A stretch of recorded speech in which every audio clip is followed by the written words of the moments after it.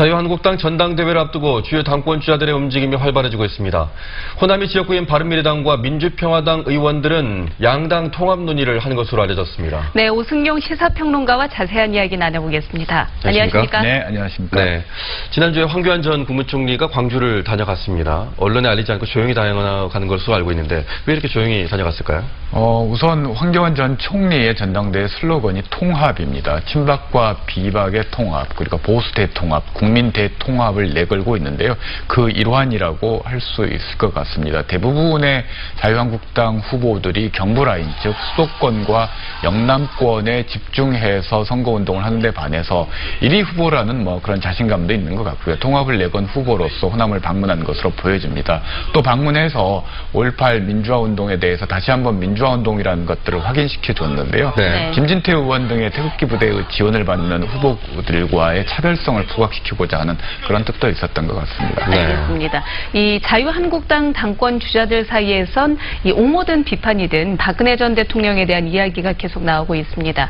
이 박근혜 전 대통령에 대한 이야기가 계속 나오는 게 전당대회 흥행, 더 나아가서는 당 이 지지도에도 영향을 미칠까요? 네, 우선은 초기에는 흥행에 성공하고 있는 것처럼 보입니다. 주요 여론조사에서 문재인 대통령 취임 이후 최초로 더불어민주당과 자유한국당의 당 지지율 격차가 한 자리 숫자로 좁혀졌기 때문인데요. 그러나 그들만의 흥행이 될 가능성이 있는데 두 가지 이유입니다. 첫 번째는 방금 말씀해 주셨듯이 박근혜 전 대통령이 전당대회 주요 이슈인데 이게 이제 탄핵에 대한 정당성 문제와 연결되기 때문에 대부분의 국민들의 정서와 좀 어긋나 있다라는 거고요. 네. 또 하나는 전당대회 룰 자체가 당원 70%, 국민 여론조사 30%인데 국민들이 참여할 수 있는 폭이 적고 주로 박근혜 전 대통령에 대한 지지도가 강하고 영남 유권자들이 많은 당원 중심의 선거이기 때문에 흥행은 초기에 끌겠지만 그들만의 흥행에 그칠 가능성이 높습니다. 네. 자, 그리고 바른미래당과 민주평화당이 이 통합을 한다는 얘기가 나오고 있습니다. 물론 호남 지역 국회의원들 간의 얘기입니다만은 실제로 가능할지 어떻게 보십니까? 통합은 가능하리라고 장기적으로 봅니다만 국민들께 정말 못 볼 걸 보여주는 통합이 될 가능성이 높습니다.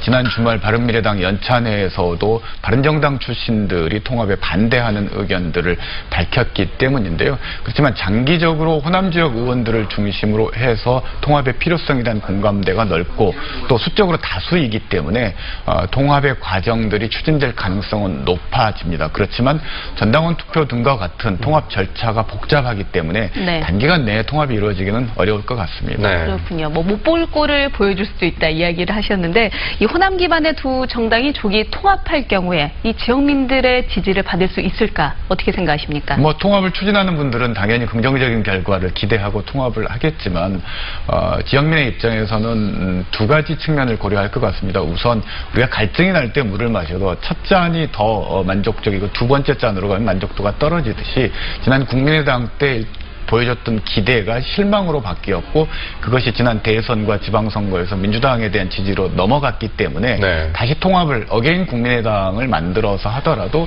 지역민의 만족도, 기대감들이 그렇게 높지 않을 거라는 거고요. 현실적으로 호남의 지역 이익을 더 잘 대변해 줄 수 있는 정당이 민주당일까 아니면 새롭게 통합이 이루어져서 만들어진다고 하는 어게인 국민의당일까 이건 따져볼 필요가 없을 것 같습니다. 네.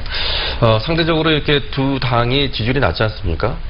만약에 통합을 한다고 하더라도 정치권이나 내년 총선에 어느 정도 영향을 미칠 수 있을까? 좀 부정적으로 보십니까? 두 가지 경우를 상정해 봐야 되는데 우선 제3당이 커지는 통합, 즉 바른미래당과 민주평화당이 다 참여하는 통합이라면 저는 내년 총선에서 상당히 영향력을 행사할 수 있고 성과를 거둘 수 있겠지만 원내 3당과 4당이 자리바꿈하는 이합집산식이라면 저는 원심력이 더 크게 작용해서 내년 총선을 앞두고 오히려 제3정당, 제4정당들이 이합집산하는 계기가 될 수도 있다고 보여집니다. 예, 알겠습니다. 오늘 말씀 고맙습니다. 네, 감사합니다. 감사합니다.